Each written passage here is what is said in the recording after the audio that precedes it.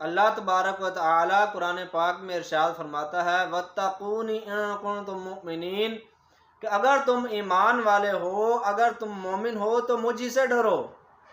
یعنی اگر تم ایمان والے ہو، مومن ہو تو صرف مجھ ہی سے ڈرو، کسی اور سے نہ ڈرو۔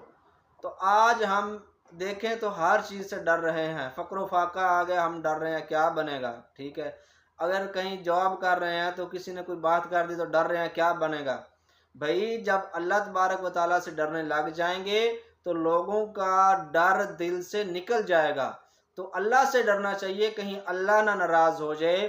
اگر اللہ ناراض ہو گیا تو ایمان کا کیا بنے گا، اور قبر میں کیا بنے گا، اور قیامت والے دن کیا بنے گا۔ اس چیز سے ڈرنا چاہیے۔